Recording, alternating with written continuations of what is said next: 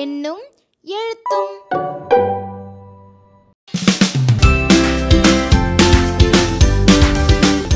வணக்கம் குழந்தைகளா. வணக்கம் டீச்சர். இந்த வடிவங்களை எல்லாம் நல்லா பாருங்க. ஒவ்வொன்றிலும் எத்தனை பக்கங்கள் இருக்குதுன்னு சொல்றீங்களா? சொல்றோம் டீச்சர். சதுரத்திற்கு 4 பக்கங்கள் டீச்சர்.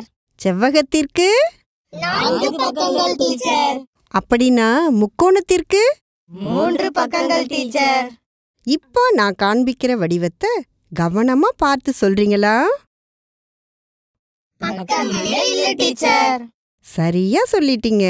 இதே போல இந்த வடிவங்களையும் நல்லா பார்த்து சொல்றீங்களா?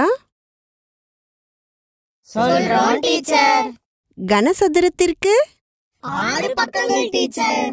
கனச்செவ்வகத்திற்கு 6 பக்கங்கள் டீச்சர். பக்கங்களை எல்லாம் சரியா சொல்லிட்டீங்க. அந்த பக்கங்கள்ல எது நீளம், எது அகலம், எது உயரம்னு உங்களுக்கு நல்லா தெரியும் தானே? தெரியும் டீச்சர். டீச்சர் டீச்சர், இது நீளம், இது அகலம், இது உயரம் டீச்சர். இதுவரை எல்லாமே சரியா சொல்லிட்டீங்க. இப்ப பார்க்கலாம். இந்த பொருள்களை எல்லாம் நீங்க உள்ளே வைக்கணும். எந்தெந்த வடிவங்கள்ல வைக்க முடியும்னு வைத்து காட்டுறீங்களா? வைக்கிறோம் டீச்சர். பொருள்களை உள்ள வைக்கும் போது முழுவதும் நிரம்பி இருக்கணும். சரியா? சரிங்க டீச்சர்.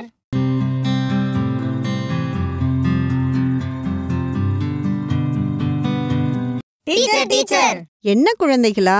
இந்த வடிவங்கள்ல பொருட்களை உள்ள வைக்க முடியல டீச்சர். ஏன் உங்களால வைக்க முடியல? நீளம் அகலத்தோட உயரமும் இருந்தாதானே டீச்சர் பொருட்களை உள்ள வைக்க முடியும். சரியா சொல்லிட்டீங்க. இந்த 3 அளவுகளை வைத்துதான் நாம கன அளவை கண்டுபிடிக்க போறோம். கண்டுபிடிப்போமா? Okay teacher.